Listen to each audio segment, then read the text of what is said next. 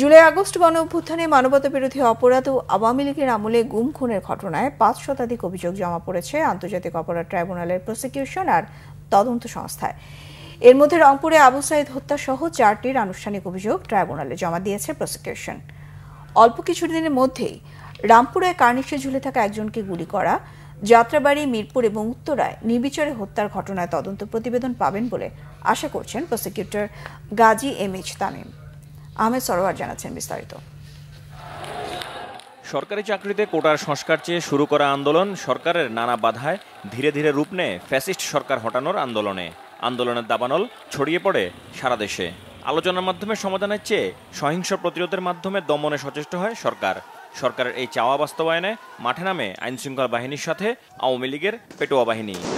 সরকারের অনমনীয়তায় আন্দোলন দমনে দেশের বিভিন্ন স্থানে ছাত্র জনতার আন্দোলনে নির্বিচারে চালানো হয় গুলি, যা দেশের রাজনৈতিক ইতিহাসে নজিরবিহীন। স্বাধীনতার পর কোনো রাজনৈতিক আন্দোলনে একসাথে একই কায়দায় এত সহিংস ঘটনা আর ঘটেনি। জুলাই আগস্ট গণ অভ্যুত্থানে সবচেয়ে আলোচিত হত্যাকাণ্ড ছিল রংপুরের শিক্ষার্থী আবু সাইদ হত্যা। জাঙ্কারপুলের শিক্ষার্থী আনাস সহ ৬ জনকে হত্যা, সাভারের আশুলিয়ায় ৬ জনকে হত্যা করে পুড়িয়ে ফেলা। ৫ আগস্ট আওয়ামী লীগ সরকারের পতনের পর দাবি ওঠে এই সমস্ত হত্যাকাণ্ডের বিচারের।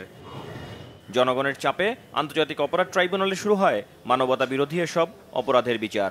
৫ শতাধিক অভিযোগ তদন্ত সংস্থা এবং প্রসিকিউশন মিলিয়ে আমরা গ্রহণ করেছি।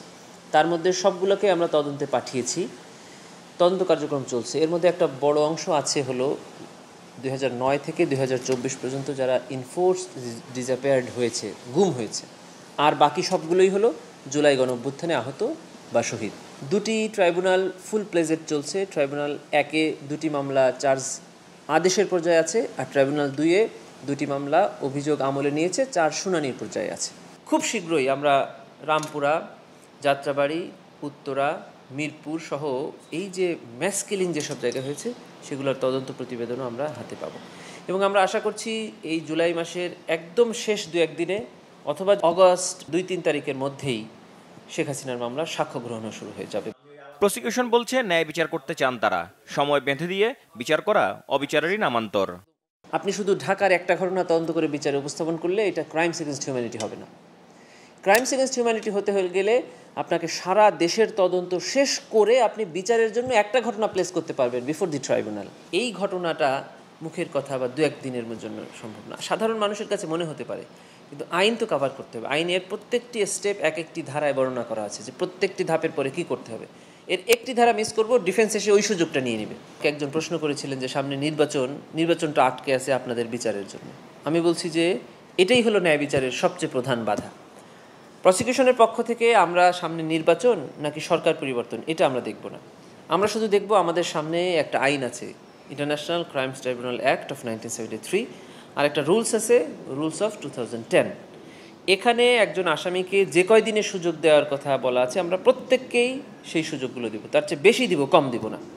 প্রসিকিউটর তামিমের মতে বিচারকে গতিশীল করতে হলে জুলাই যোদ্ধা, আহত এবং নিহতদের স্বজনদেরও সহযোগিতা প্রয়োজন। ৭১-এর বিচার হয়েছে একজন মানুষ ৪০ বছর বা ৫০ বছর আগের ঘটনা এসে কোর্টের সামনে এসে দাঁড়িয়ে যা বলেছে অন্ধের মতো জজ সাহেবদের সেটাই বিশ্বাস করতে হয়েছে, এবং কেউই দেখে নেই সে ঘটনা ওই ব্যক্তি ছাড়া। এরকম একটা ঘটনা বিশ্বাস করতে বাধ্য হয়েছে জজ সাহেবরা আইনে, অথবা পারপাসলি তারা মনে করেছে যে এটাই ঠিক আছে। আর এখন আমরা বেশিরভাগ হলো ডকুমেন্টারি এভিডেন্স, পত্রিকা, ভিডিও, অডিও, সেগুলোকে সাপোর্ট করার জন্য কিছু লাইভ উইটনেস। যে ৭১-এর ঘটনার বিচার আর ২৪-এর ঘটনার বিচার এটা ১০০ বছর না ১০০০ বছর পরে গিয়েও মানুষ বলবে যে ২৪-এর বিচার হয়েছে ন্যায় বিচার আর ৭১-এর বিচার হয়েছে অবিচার। বিতর্ক এড়াতে আন্তর্জাতিক মানদণ্ড বজায় রেখেই বিচার কাজ শেষ করতে চায় ট্রাইব্যুনালের প্রসিকিউশন টিম।